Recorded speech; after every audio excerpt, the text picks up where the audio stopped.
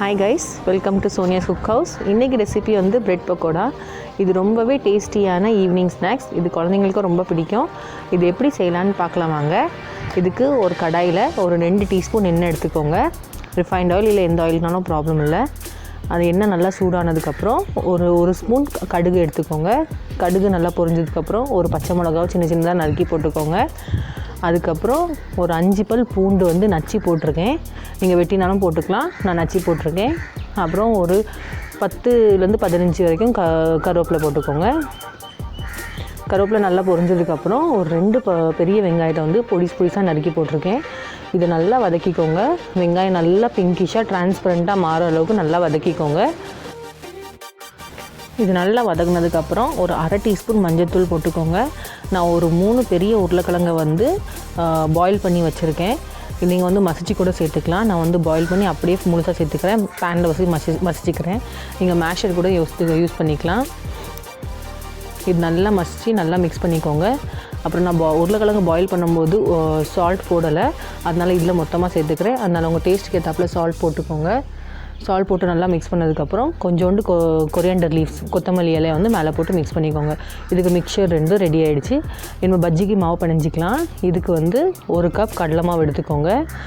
அந்த கடலை மாவில் 2 டீஸ்பூன் வந்து அரிசி மாவு இல்லைன்னா கார்ன்ஃப்ளவர் கூட யூஸ் பண்ணிக்கலாம். 2 டீஸ்பூன் கார்ன்ஃப்ளவர் போட்டுட்டு ஒரு 1/4 டீஸ்பூன் மஞ்சள் தூள், ஒரு 1/2 டீஸ்பூன் மிளகாத்தூள், 1 டீஸ்பூன் உப்பு, அப்புறம் ஒரு சிட்டிகை வந்து பெருங்காயத்தூள். இதில் போடட்டாலும் ஒன்றும் ப்ராப்ளம் இல்லை, நான் கொஞ்சோண்டு போட்டிருக்கேன். அப்புறம் கொஞ்சமாக தண்ணி சேர்த்து பஜ்ஜி மாவு பதத்துக்கு பிசைஞ்சு வச்சுக்கோங்க.